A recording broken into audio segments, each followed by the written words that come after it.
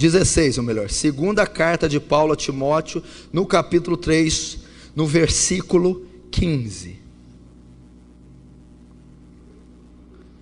Está escrito assim: toda a escritura divinamente inspirada é proveitosa para ensinar, para redarguir, para corrigir, para instruir em justiça, para que o homem de Deus seja perfeito e perfeitamente instruído para toda boa obra. Até aí.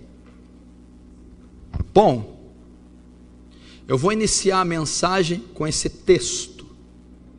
E esse texto, tirado da segunda carta de Paulo a Timóteo, ele está falando a respeito da Escritura, da Bíblia. Então ele está dizendo da importância, da eficácia da palavra de Deus para a nossa vida. Toda a Escritura divinamente inspirada. Primeiro, a palavra de Deus é divinamente inspirada.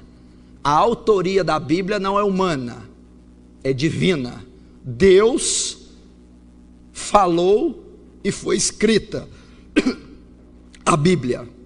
Então a Bíblia é de cunho divino, divinamente inspirada. Deus soprou, Deus respirou, Deus, a sua palavra, então ela foi escrita.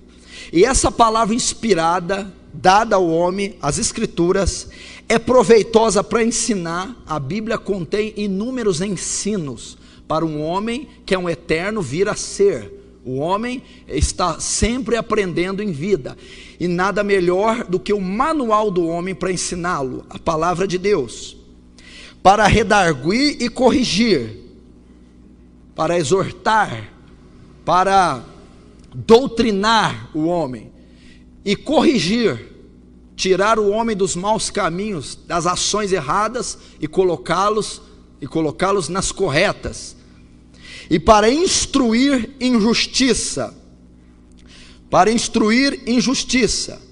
para fazer o homem e permanecer justo, fazer o homem justo e fazer com que ele permaneça justo, andar em justiça. Aquele que segue a Bíblia, anda por ela, é um homem que andará em justiça. Por isso ele diz, a palavra de Deus é apta para instruir em justiça. E para que tudo isso? Para que o homem de Deus seja perfeito e perfeitamente instruído para toda boa obra, para que o homem, o cristão, seja aprovado, seja perfeitamente instruído para toda boa obra, para que o homem, em todas as situações da vida, seja aprovado, seguindo os conselhos da Bíblia.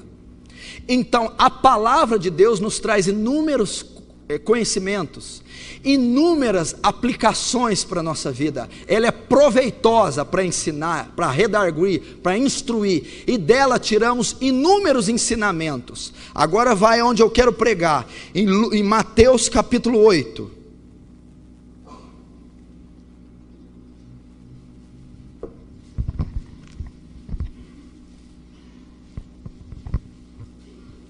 Mateus capítulo 8.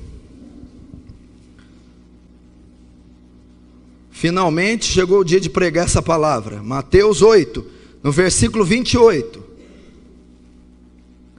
E tendo chegado à outra margem, a província dos Gadarenos, saiu-lhes ao encontro os 2 endemoniados, vindo dos sepulcros, tão ferozes eram, que ninguém podia passar por aquele caminho. Agora o versículo que eu vou ensinar, 29.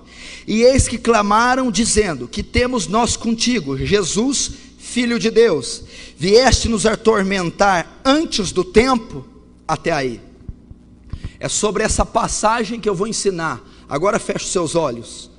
Senhor Deus Todo-Poderoso e Eterno, a quem temos que dar honra, glória, poder e domínio, a quem nos curvamos e reconhecemos a sua majestade, a sua grandeza, e reconhecemos a nossa insignificância diante de tamanho poder. Sabemos que tudo está caminhando para o final, mas nos prepara como noiva ataviada, imaculada, sem mancha, preparada para o seu noivo, o Senhor Jesus, que não tardará em vir, que cedo medo virá. Fala-nos hoje pelo poder da palavra. Acompanha essa mensagem com profunda graça, com poder e sinais. Abra os corações dos mais duros presentes, dos mais simples. Nos dá o perfeito entendimento da Escritura. Que o temor de Deus se apodere desse auditório, que a graça nos invada e que tu fales para que teu nome seja glorificado. Te peço isso em nome do Pai, do Filho e do Espírito Santo. Amém.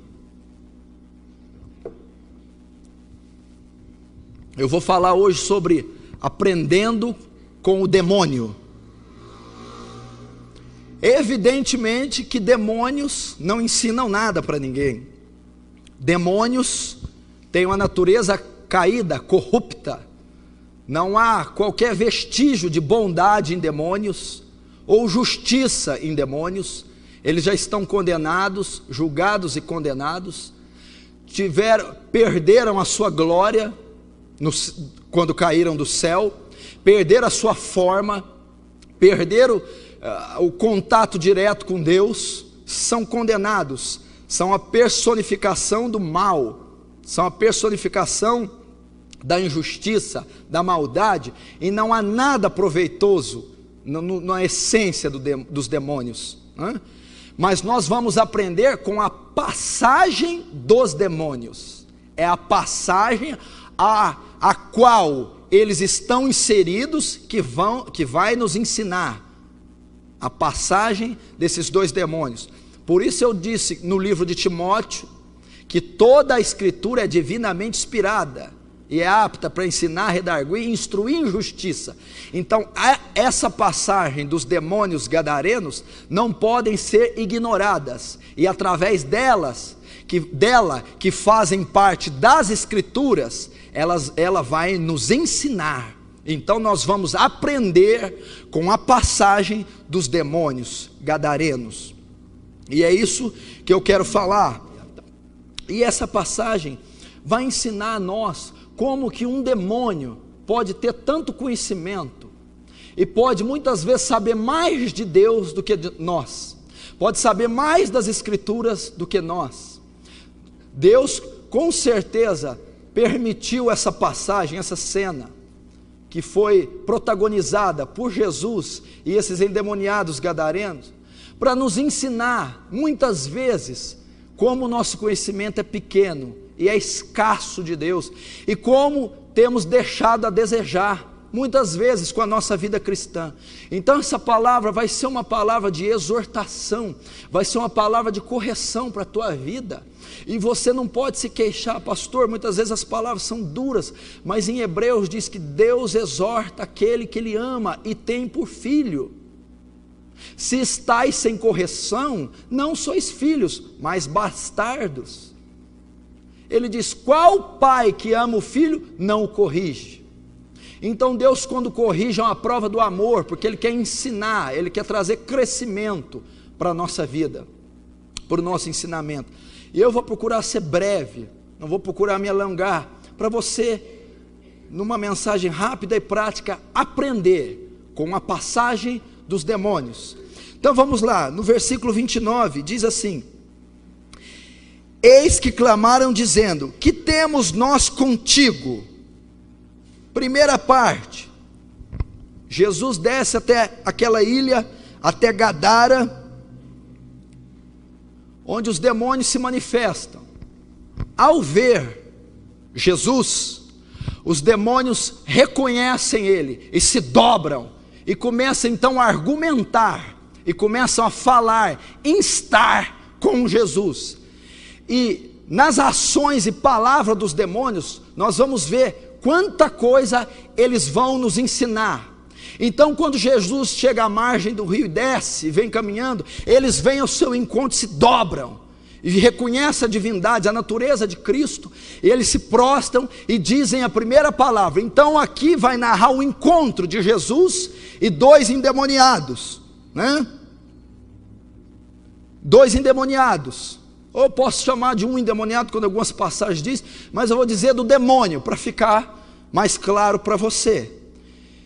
Vai narrar o encontro de Jesus com esse endemoniado, em que no final todos conhecem, Jesus expulsa o demônio dele. Mas até Jesus expulsar, esse demônio traz um rico ensinamento para a igreja, onde já se viu que tempos estamos chegando de demônio está tendo que ensinar a igreja, porque tem muito pastor que não está ensinando, muito pregador que não ensina a igreja, muito cristão que não busca ser ensinado. Então nós vamos ter que aprender e até ser humilhados com essa palavra. Então, primeiro, quando eles se encontram, o demônio se curva e o demônio diz: eis que clamaram dizendo, que temos nós contigo. Olha o conhecimento do demônio. Quando ele olha para Jesus, ele diz: o que nós temos contigo? Como? Jesus, você é santo, você é justo, nós somos caídos, pecadores, não há parte no justo com o injusto. Olha o ensinamento do demônio. Não há possibilidade de luz andar com trevas, Jesus. Não há possibilidade de injustiça andar com justiça, Jesus. Que temos nós contigo? Não temos parte nenhuma com você, nem você conosco. Ele está ensinando o ensinamento de Paulo aos Coríntios, 2 Coríntios, no capítulo 6, 14. Não vos prendais a um julgo desigual com os infiéis, porque está escrito: que sociedade há a justiça com a injustiça? Que comunhão há entre a luz e as trevas? Ou que concórdia há entre Cristo e Belial? Não há nenhuma. Olha o ensinamento que ele está dando, e muito cristão não sabe diferenciar isso. Como está em Ezequiel 22, 26, e os seus sacerdotes violaram minha lei, não sabe diferenciar o santo do profano, o precioso do vil, e o demônio sabia diferenciar. Não há parte no Senhor com nós. Não há possibilidade de luz andar com trevas. E quanto cristão não sabe diferenciar o santo do profano? Quanto cristão anda em julgo desigual com os infiéis? O que é andar com julgo desigual, pastor? É querer na segunda servir a Cristo e na terça o diabo. É no domingo vir a um culto e na segunda entrar num boteco. É assistir um culto e depois beber uma cachaça. É vir num culto e ir para a balada. Julgo desigual. É um homem cristão querer namorar uma mulher ímpia. É uma mulher ímpia querer namorar uma mulher cristã, querer namorar um homem ímpio. O demônio declarou: que parte temos nós contigo? Não existe isso. E muitos de nós não sabemos. O meu povo não sabe diferenciar o santo do profano. Crente que é evangélico, batizado, professa Jesus, mas não difere pecado de santidade, anda de qualquer jeito, tem uma vida de qualquer jeito. Meu filho, sabe o que o demônio está ensinando aqui? Ele está ensinando um princípio de santificação. Jesus, você é santo, eu sou caído, não há parte. A igreja, quando se converte, você quando vem a Cristo, você é santo. O que significa ser santo? No mais claro, separado. Meu irmão, você é separado, meu irmão.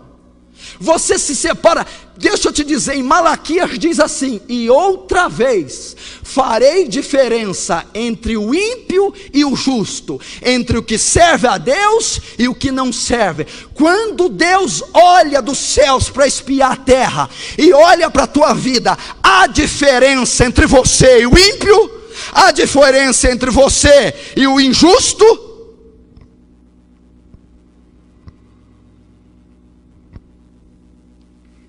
Será possível que nós vamos ser uma raça eleita?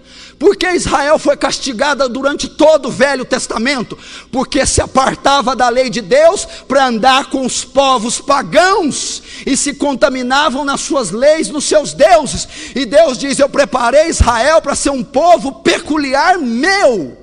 Um povo separado. Se você não vive uma vida separada, você não é cristão. Eu preguei aqui quinta-feira: examine-se, pois, ao homem, examina a tua vida.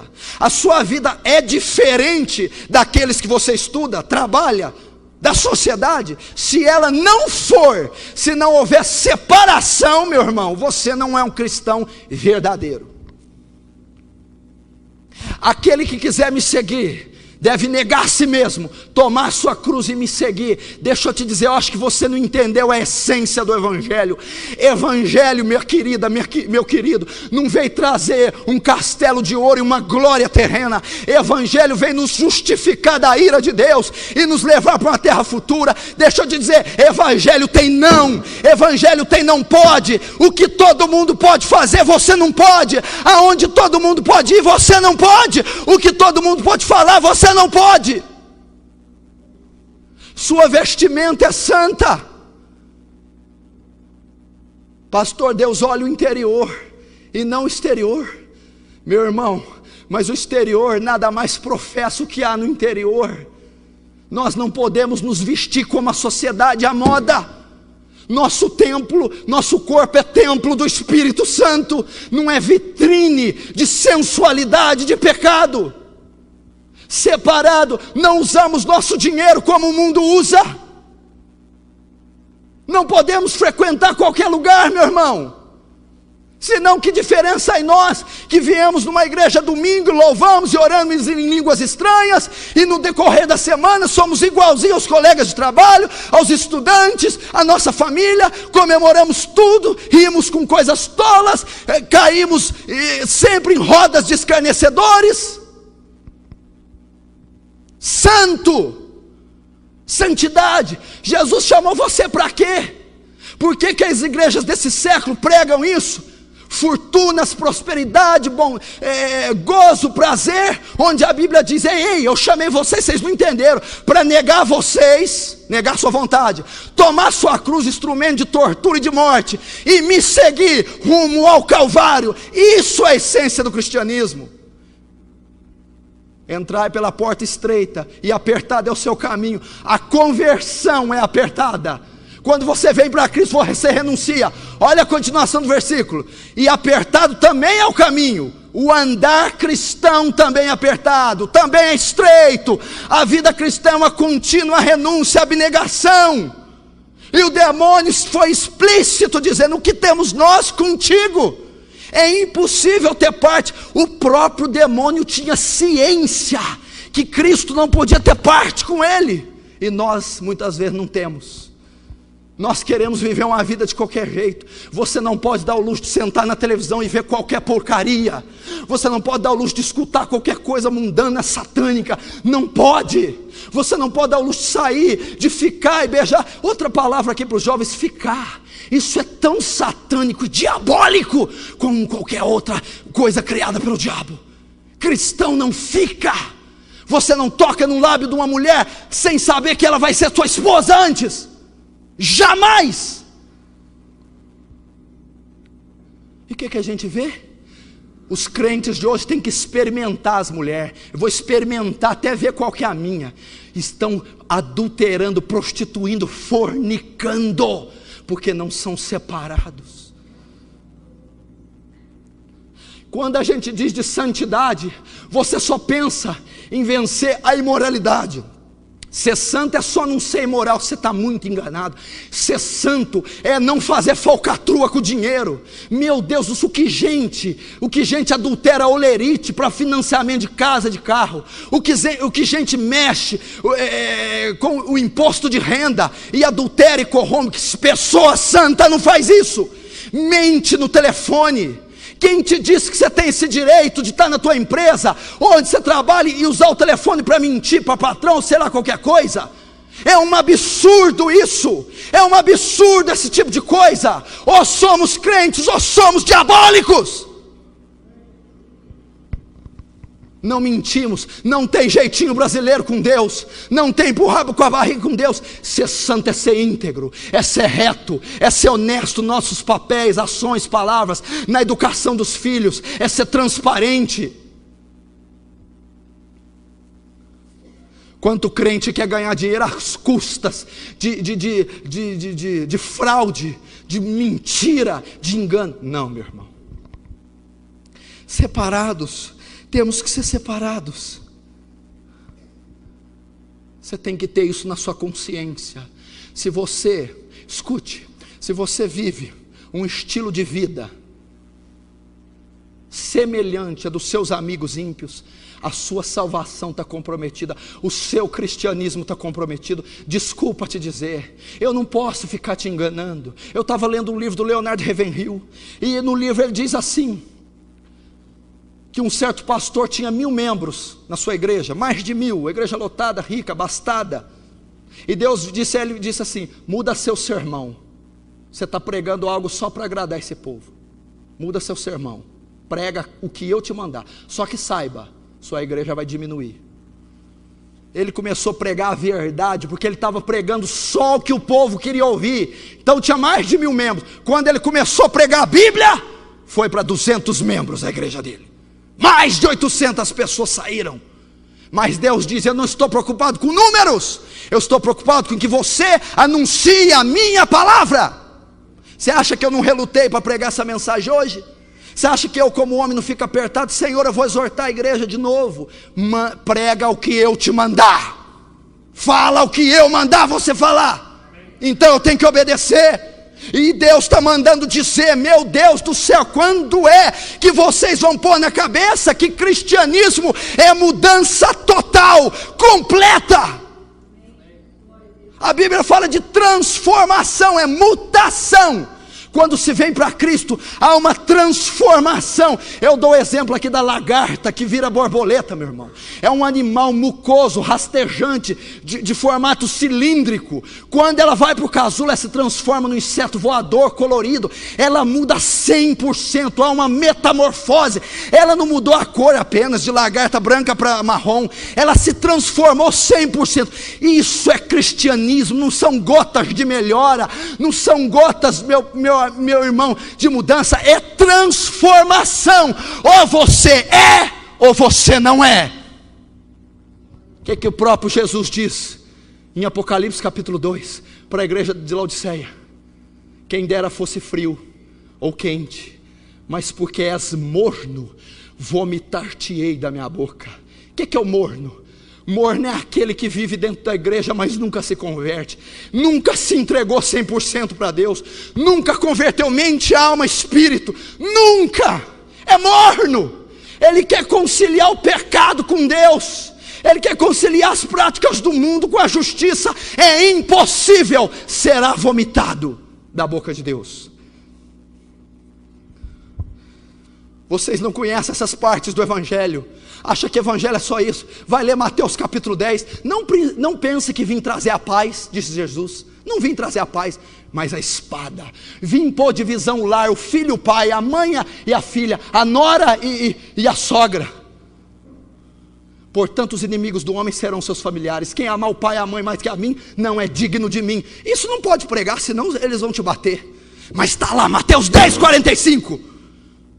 Ele veio trazer espada, ele veio dividir, ele veio desimpregnar esse mundanismo que está dentro de nós. Se você já parou para pensar que tudo que você faz é baseado no que a psicologia traz, a meteorologia traz, é no que as ciências humanas, é o que a história diz, a história falou isso e aquilo outro. Não, o nosso guia é a palavra de Deus. Nós andamos com a mente transformada. O que importa que os jornais dizem, o que importa que os canais de comunicação dizem, o que importa que a imprensa corrupta diz. Para nós importa o que a palavra do Senhor diz. E aquele que não anda pela palavra não pode ser santo. Que temos nós contigo, Jesus? Você entendeu? O demônio dizendo: o que eu tenho com você? Eu não tenho nada. E por que a igreja não faz isso com o demônio, com o mundo, com o pecado? Que tenho eu com você? Que tenho eu com esse sistema corrupto? Que tenho eu com essa imoralidade generalizada? Que tenho eu com a vontade corrompida do homem? Que tenho eu com as leis anti-Deus? Porque ele sabia 1 Pedro 1,15. Sede santos, porque o Senhor teu Deus é santo. Quer que eu completo? Sem santidade ninguém verá a Deus. Como é que alguém pode ver a Deus? Ninguém pode ver a Deus na terra. Sem santidade ninguém vai para o céu. Só para terminar esse pedacinho da santidade, qual que é o padrão de santidade que você tem? Não bebo, não fumo, não mato. Você acha que isso é ser santo? Porque você tem afrouxado no seu nível de santidade. Lembra quando você guardava os olhos no começo? Quem te disse que você pode agora deixar de guardar e cobiçar igual você está cobiçando? Lembra quando você bloqueava esses pensamentos imorais, viciosos, malignos, vingativos? Agora você os alimenta e não julga mais pecado? Quem te disse que não é? Lembra aquele dinheirozinho que você não olhava de jeito nenhum, agora está deixando passar uns reais a mais ali no bolso? Quem te disse que é assim? Santo! Santo, meu irmão, irrepreensível, que não pode ser atingido. Santidade é uma coisa tremenda. Um homem santo, disse T.L. Osborne, é um homem poderoso nas mãos de Deus. Você quer mudar o mundo? Não adianta intelecto, conhecimento, seja santo. Quem te disse que você pode ter essa liberdade com essa namorada? Que liberdade é essa? Aonde tem ido essa mão? Aonde tem esses olhos olhado a nudez dela? Quanta ereção você tem tido perto dela, com ela, tocando nela? Quem te disse que pode isso? O demônio disse: não temos parte contigo. E o povo de Deus tem uma lei própria. Eu não julgo isso pecado, mas aquilo que você não julga pecado, a Bíblia condena como pecado hediondo. O pior pecado é a justiça própria, andar segundo o teu nariz. Você é submisso à vontade de Deus e não à sua. Para de pegar um texto isolado para beneficiar o seu pecado. Ou a gente é um povo diferente. Vai ver essas mulheres cristãs, e até aqui na igreja, como se vestem. Eu não sei se o modelo delas é a doutrina bíblica, ou se são as modelos da rua, da mídia. Quem são os modelos? Quem está por trás da moda internacional? Você já parou para pensar? Os estilistas, homossexuais, lésbicas, pessoas que cultuam nova era, cultuam deuses falsos, estão por trás da moda, estão por trás da roupa que muita gente baba e está usando. São roupas que têm um propósito só: denegrir o templo do Espírito Santo, que é o corpo de uma mulher. É para denegrir, ultrajar aquilo que é a habitação de Deus. Minha irmã, vamos aprender a nos vestir, vamos aprender. Você como templo expressa o quê? O templo do Espírito é a arca da aliança. Lembra da arca? Quando Davi quis trazê-la para casa, Deus feriu Uzá, ele deixou na casa de Obed-edom. A Bíblia diz que durante todo o tempo que a arca esteve na casa de Obed-edom, a casa de Obed-edom foi inteiramente abençoada todos os dias, porque a arca representa a presença, e ela manifestou, ela contaminou, infectou todo lugar da presença de Deus, e abençoou. Você é a arca hoje, você carrega a presença, você agora me diz, o santuário de Deus, que é a arca, onde o Espírito habita, está expressando santidade, justiça, amor, graça, ou sensualidade, cobiça, luxúria por parte dos homens? Sede santo, sede separado. Pastor, mas eu vou ser criticado, eu vou ser perseguido. Tem outra coisa aqui, vai sair um pouco do contexto. Tem outra coisa aqui. Como é que é? Você vai ser perseguido, está achando ruim? Me diga uma coisa aqui, não levanta a tua mão não. Quem aqui é perseguido por causa de Jesus? 99% não vai levantar a mão, porque não é. Agora eu digo uma coisa para você: marca de um cristão genuíno, essa é uma das maiores marcas, é bíblico, não tem saída para você, meu filho. Se odiaram a mim, odiarão a vós, de todos sereis perseguidos pelo meu nome. Se perseguiram a mim, perseguirão a vós. Bem-aventurados sois vós, quando perseguindo, disserem todo mal contra vós. Exultai e alegrai, porque grande é o vosso galardão no céu, pois assim perseguiram os profetas que eram antes de vós. Marca de um cristão genuíno é ser perseguido. E não é ser perseguido porque não pagou conta, porque brigou por causa de fofoca de carne. É ser perseguido porque está pregando o evangelho. É ser perseguido porque hora, dia e noite as orações estão incomodando o inferno. É ser perseguido porque está arrancando almas do diabo, trazendo para a igreja. É ser perseguido porque o que todo mundo faz na escola ele não faz, o que todo mundo faz na empresa ele não faz. Ele é diferente, tem mente, conduta, pensamento, vestimenta diferente. Logo ele é caluniado, zombado, perseguido. Tudo isso por amor daquele que morreu no Calvário por ele.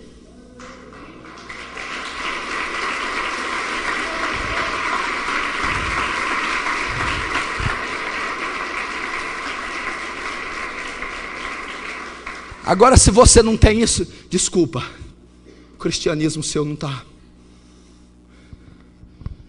Pastor, você tem certeza absoluta? Porque a Bíblia diz assim: antes andávamos segundo o curso do príncipe das potestades do ar, éramos filhos da ira, desobedientes, mas Deus nos resgatou do império das trevas, nos transportou para o reino do Filho do seu amor. Quando você se converte, você passa a ter um oponente instantâneo, o diabo, Satanás. Quando essa vida, ao cristão ter uma vida poderosa, ele é uma afronta para o inferno, logo ele é perseguido. Porque a vida dele, a oração dele incomoda o diabo, o evangelismo dele incomoda, a roupa dele incomoda, todas as ações daquele crente são afronta. Então o inferno invariavelmente se levanta contra ele em perseguição. Agora, se a sua vida não tem perseguição, é porque ela não é uma afronta para o inferno, é porque ela é passiva, superficial, carnal.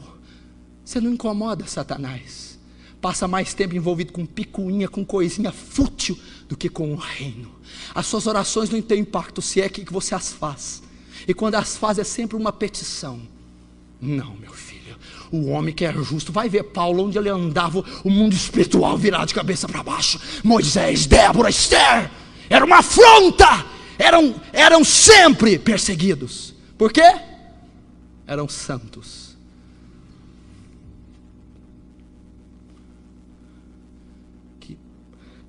Que temos nós contigo, Jesus? Que temos nós contigo? Primeira coisa que ele ensinou. Segunda,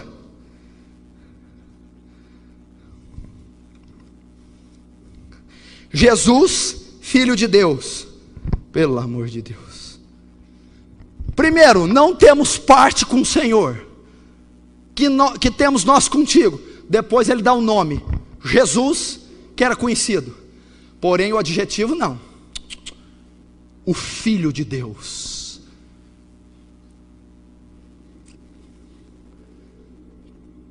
Você conhece quem Jesus é? Sabe o que ele está dizendo aqui? Lembra em Atos 19, 15, quando os filhos do sacerdote Cefas foram expulsar os demônios do endemoniado? Demônio, nós te conjuramos no nome de Jesus que Paulo prega. O demônio diz assim: Paulo eu sei quem é, e Jesus eu conheço, ele é o Filho de Deus. O demônio estava dizendo: esse Jesus é o Messias enviado, é o Filho do Deus vivo, Deus se manifestando na terra por intermédio dele. Eu quero fazer uma pergunta para você. O demônio disse: Jesus eu conheço.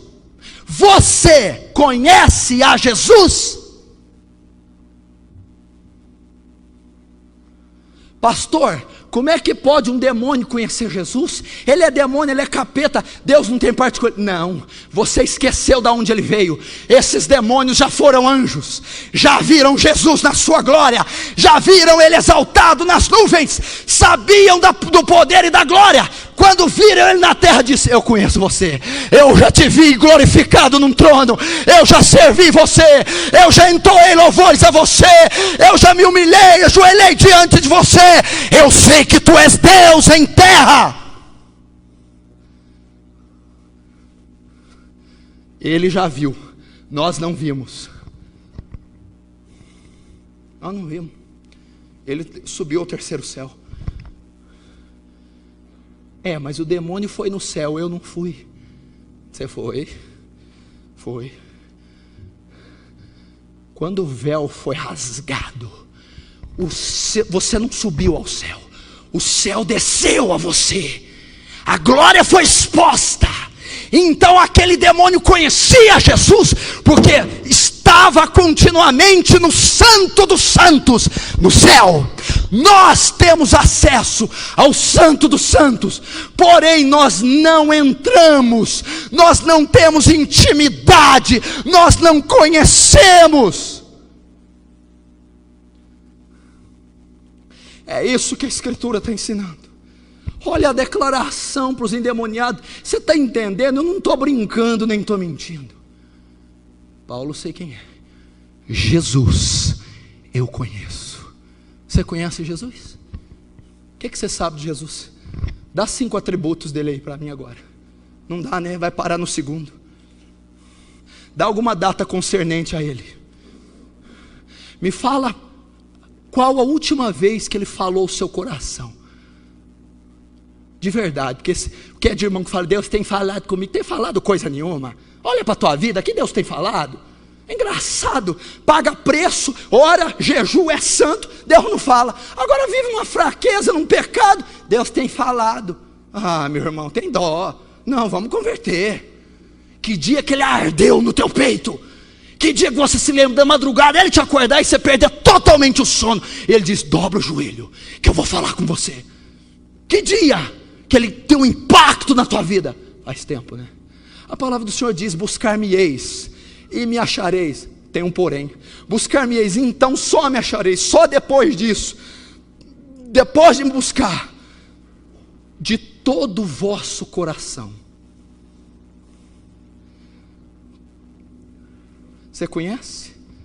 Ele estava dizendo da divindade. É notável ver que muitos dos cristãos não reconhecem a divindade de Jesus.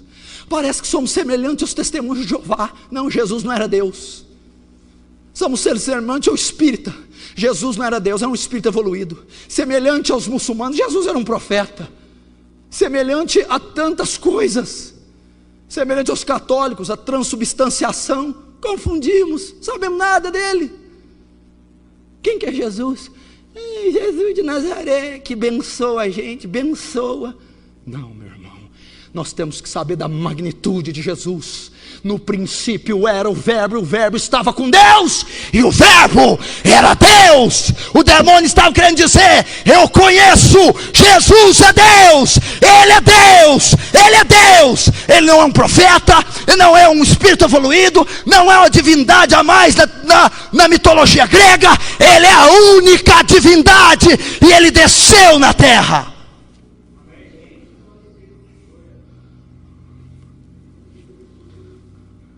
Somos semelhantes ao irmão do filho pródigo. Você conhece o irmão do filho pródigo? Você ouve falar muito no filho pródigo e no irmão do filho pródigo. O irmão do filho pródigo não saiu,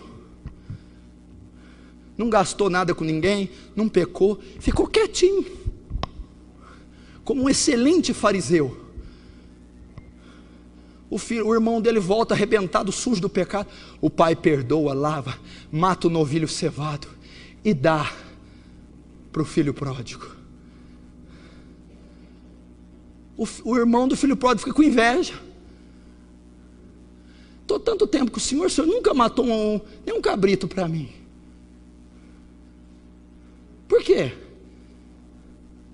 Você está sempre comigo, nunca pediu? Ele está querendo dizer assim, ó: são os crentes religiosos, têm anos de conversão, estão debaixo do nariz de Deus, mas não conseguem ser abençoados. estão lá. Sabe o que é isso? Tem carteirinha de membro, nome no hall de membros, tem batismos, tem tempo de igreja, tem cursos, mas não conhecem o Senhor do curso, o Senhor do batismo, o Senhor do cristianismo, o Senhor da sua congregação. Não tem intimidade. Conheçamos e prossigamos em conhecê-lo, diz Oséias. Está debaixo do nariz. O que significa? Religiosidade. Sabe o que o demônio está dizendo? Religiosos, nenhum de vocês vai para o céu. Lembra por que crucificaram Jesus? Diga se essas acusações são verdadeiras. Lá no Sinédrio, você é o Filho de Deus? Ele disse, eu sou. E vereis o Filho de Deus assentado nos céus, com as nuvens e os anjos e todo o poder e glória. O que fizeram? Blasfêmia! Mataram ele. Religiosos não conhecem a divindade de Cristo. Religiosos não aceitam o atributo divino. Religiosos não têm intimidade com Jesus Cristo. Ou conhecem superficialmente, ou conhecem doutrinadamente, ou conhecem de forma denominacional, mas não conhecem a pessoa. Eu estou dizendo da pessoa. Eu estou dizendo tete a tete da comunhão. Com o meu servo Moisés não é assim. Com Israel falo por figuras. Com Moisés trato face a face. É assim que Deus quer. Não sejamos como irmão. Você deve estar achando, né?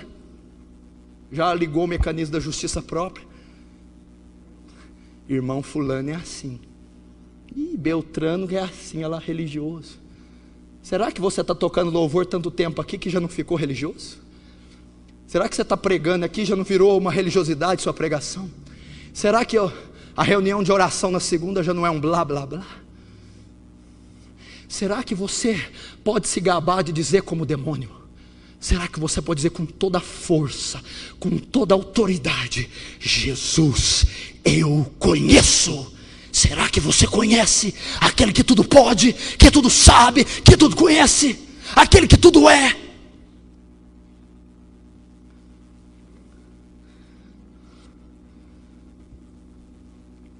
Jesus, Filho de Deus. Se eu for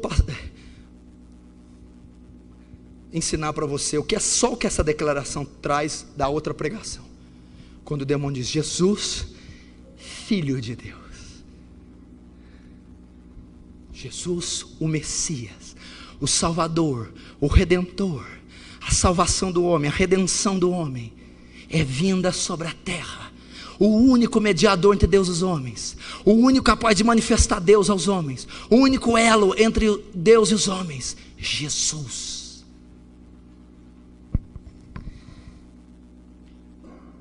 Primeiro então, que temos nós contigo, o demônio ensinou, Deus é separado do mundo, a igreja tem que ser. Segundo, o Filho de Deus. Terceiro, diz assim, que temos nós contigo, Filho de Deus, vieste aqui nos atormentar, até aqui, viestes aqui nos atormentar. Olha o demônio, é impressionante como nós duvidamos do poder de Deus, é impressionante como nós temos medo dos demônios, não é? É impressionante como vem uma crise na sua vida, e você fica, Deus não vai fazer, e agora, eu não sei. É impressionante, meu irmão, quando algo acontece errado, uma crise conjugal, ou obra de demônios na sua vida, ou você entra numa campanha, e você não crê no poder de Deus, você não crê que ela é tão grande assim. Olha o demônio, vieste nos atormentar. O demônio está declarando duas coisas. Primeiro, você tem poder de nos atormentar, você é mais poderoso do que nós podemos ser atormentados por você, nosso poder é menor do que o seu. Olha o que o demônio declarou, vieste nos atormentar. Podemos ser atormentados, somos mais fracos, somos limitados, somos submissos. Ele não, ele é todo todo poderoso, Ele não se submete a ninguém, Ele não se sujeita a nada. E engraçado que esse Deus habita em você, habita na tua vida. Por que você tem tanto medo? Por que você tem tanta dúvida? Por que você treme diante da dificuldade? Se o próprio demônio está dizendo: igreja, aquele que habita em vocês, aquele que está em vocês, tem todo o poder.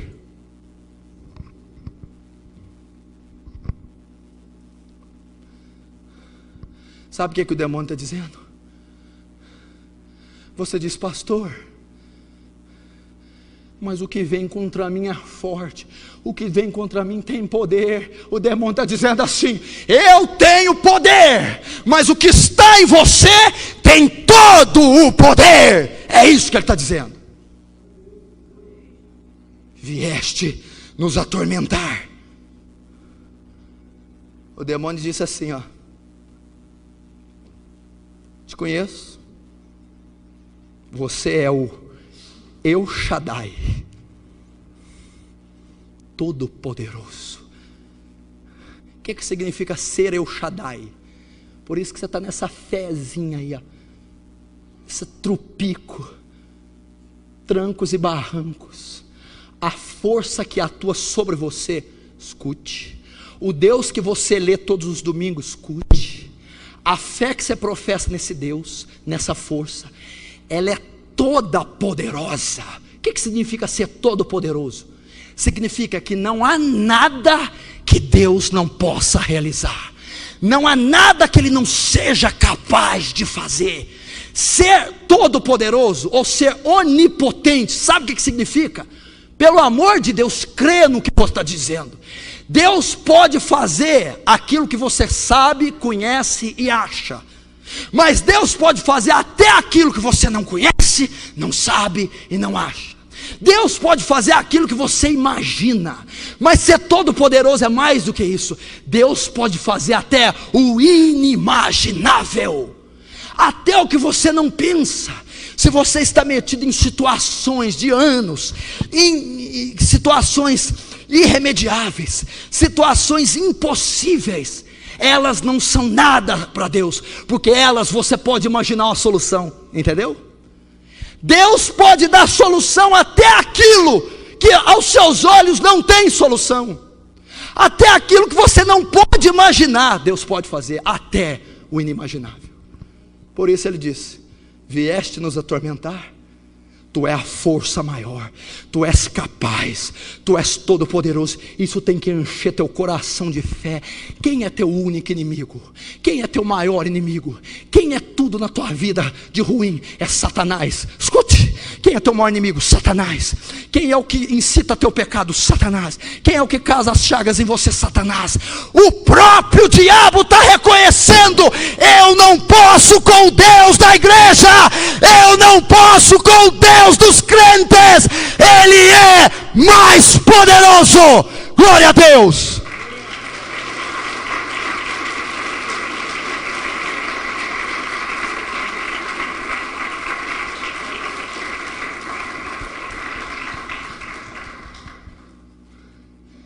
É isso que ele está dizendo.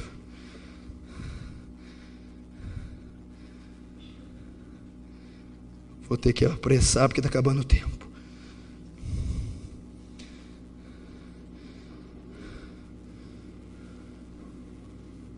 Seu próprio inimigo foi obrigado, ao estar diante dele, a reconhecer isso. E é interessante notar que nós não cremos como o demônio. Nós duvidamos do poder, achamos que o poder do diabo é igual ao de Deus. Não é. O diabo é muito menor. Achamos que a nossa oração não vai ser respondida. Achamos que não vamos. O demônio não. Você veio me atormentar porque eu sou fraco, você é forte. Você é santo, eu sou caído. E você é o Filho de Deus, o Messias. Último. Viés nos atormentar antes do tempo. Pelo amor de Deus, Demônio dando aula de escatologia, antes do tempo. Sabe o que o demônio está dizendo? Eu creio em arrebatamento, juízo final e trono branco. Olha lá o demônio, antes do tempo. Que tempo? O demônio sabia que haverá arrebatamento, que haverá ressurreição de mortos, que haverá juízo de Deus e trono branco, antes do tempo. Que tempo? O tempo do juízo, porque é o tempo exato dos demônios serem atormentados.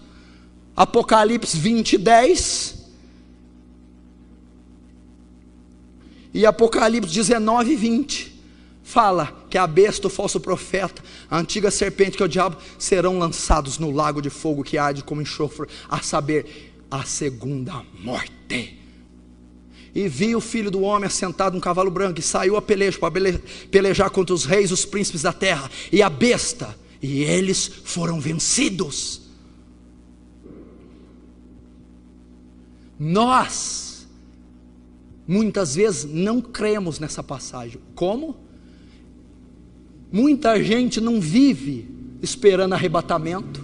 Você sabia que vai ter um arrebatamento? Deus vai arrebatar a igreja em glória. O crente fiel, quando Jesus voltar, vai ser tirado, transladado daqui, subirá pelos ares. Os que morreram em Cristo ressuscitarão com corpos glorificados. Você sabia? Você sabia que vai haver uma grande tribulação como nunca houve na terra? Talvez essa será a terceira guerra mundial. Você sabia que vai ter o juízo de Deus e todo mundo vai ser julgado segundo suas obras? Você sabia que nós vamos estar diante de um trono branco e vai se abrir um livro chamado Livro Memorial, e esse livro vai estar registrado todas as coisas que você fez? Só abre um parênteses, o que esse livro memorial registrou essa semana? Que pensamentos seus está lá nesse livro? Ações, que coisas obscuras, secretas que você fez, que estão todinhas registradas. Naquele dia vai ser aberto esse livro, vai ser colocado para Deus julgar cada um segundo a sua obra. Vou tomar as palavras do Ravenhill como as minhas agora. Acho bom todo dia antes de ir para a cama você lembrar desse livro, o que Deus colocou nesse livro antes do tempo. E ele está falando de tempo aqui, o demônio. A Bíblia diz: hipócrita, sabeis ver os tempos das estações, e não sabeis discernir os tempos do fim. Olha o tempo do fim. Ninguém crê, está preocupado demais com casar, com carro, com dinheiro no bolso, com viagem cara. Você não está preocupado com a economia mundial falindo, você não está preocupado com as eleições, você não está preocupado com a apostasia dentro das igrejas, você não está preocupado com o avanço da tecnologia e da ciência, tudo convergindo para um governo único, uma moeda única, um só governador. Você não está vendo? O apocalipse vai chegar, o cumprimento de tudo vai chegar. Pastor, eu sei de tudo isso e espero isso sim. Você está enganado. Não, você não espera, porque o esperar não é palavras, o esperar é hábitos. A Bíblia diz: aqueles que esperam em Cristo só nessa vida são os mais miseráveis de todos os homens. Aquele que crê no arrebatamento, na ressurreição, no juízo de Deus, vive como tal. Ou será que você vive com temor? Andar em temor durante a vossa peregrinação na terra. A Bíblia diz também assim: vede como prudentemente andeis, não como a nércios, mas como a sábios, remindo os tempos, porque os dias são maus. Agora eu vou te dizer, se o que o demônio está falando é mentira a teu respeito, são suas ações. Ele disse: vieste nos atormentantes do tempo. Eu sei que vai haver um arrebatamento, vai haver um juízo, eu sei. Se você sabe, se você tem conhecimento, você anda segundo aquele que espera o juízo, o arrebatamento. Se você não sabe, você está andando igual Jesus declarou. E os dias da vinda do Filho do Homem serão semelhantes aos dias de Noé. Comiam, bebiam, casavam-se e davam-se em casamento, quando de repente veio o dilúvio e os levou. A vida de quem não espera o juízo é a coma dos tempos de Noé, porque o juízo veio em forma de água, de dilúvio. O que ele está fazendo? Comendo e bebendo, negócios, dinheiro, viagens, sociais, matéria. Casavam-se e davam-se casamento, romances, namoros, beijos, abraços, vida terrena, vida ímpia. Esse é o teste para aquele que espera o juízo. Que espera o juízo? Andar em temor durante o tempo da vossa peregrinação. Olha que coisa poética, olha que coisa, que testemunho, que declaração elegante, poética. Andai em temor durante o quê? O tempo da vossa peregrino cheio de mala. Não somos daqui, estamos peregrinando, não tenho nada com essa terra, estou em temor quanto às ameaças do diabo. É assim que crente vive, porque ele sabe que um juízo virá, ele sabe que o fim se aproxima, ele sabe que Deus julgará com mão de ferro essa terra, e ele espera.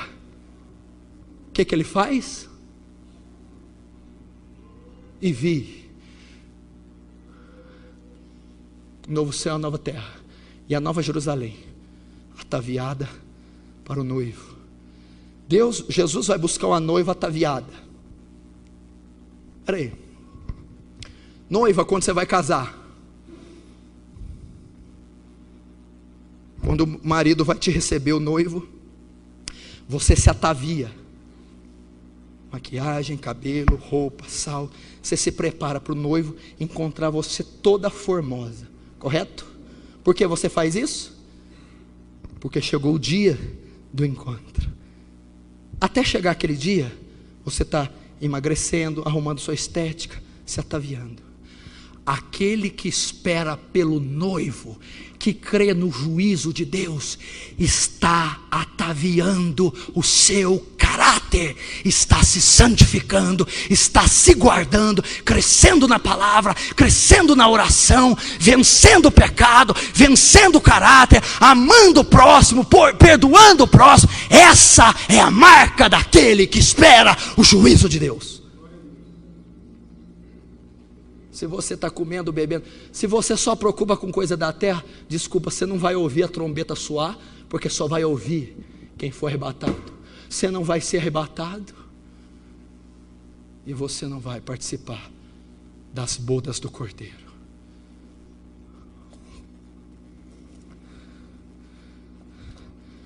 Último,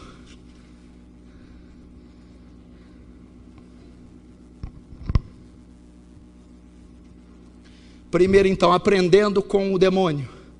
Primeiro, que temos nós contigo, separação entre o mundo e o crente. Segundo, é o Filho de Deus, o Messias de Israel, o Deus encarnado. Terceiro, vieste nos atormentar, tem mais poder que nós. Quarto, antes do tempo, juízo de Deus. Quinto, possui mais conhecimento bíblico que a maioria dos crentes. Aula de Bíblia o demônio deu, bem rapidinho para você entender. Primeiro, conhecia 2 atributos de Deus. Vieste atormentando o tempo, tu és onipotente. Que parte temos contigo? É santo. Santo e onipotente. Conhece atributos de Deus. Estudou na aula de teologia os atributos de Deus. Conhece. Segundo, era ótimo em escatologia. Antes do tempo, ele está falando com Jesus, você não pode trazer juízo agora, as coisas não se cumpriram, primeiro o Cristo tem que padecer. Olha só, expert em escatologia, a ciência que estuda o fim dos tempos. O demônio então disse, você não pode fazer isso agora, você não morreu, é só quando você for glorificado. Conhecia de Bíblia, escatologia. Terceiro, tu és o Filho de Deus, conhecia todos os livros dos profetas. Quando profetizavam o filho de Davi, da raiz de Davi, vai vir o Filho de Deus, o Redentor. Expert nos profetas, conhecia a palavra melhor que muitos nós. Quando ele foi tentar Jesus, ele usou versículos, Salmo 91. E é impressionante que cristão não sabe nada de Bíblia. O demônio dizendo de escatologia, de atributo divino, de palavra profética, e nós não sabemos nada. Crescei na graça e no conhecimento de Deus. Toda a escritura é divinamente inspirada, apta para redarguir, ensinar, instruir em toda a justiça, para que o homem seja perfeito e toda a obra instruído. Vamos aprender, igreja, a ser um povo bíblico. Vamos aprender a ser um povo que ama a Bíblia, que conhece a Bíblia, que pratica as escrituras. Assim teremos força.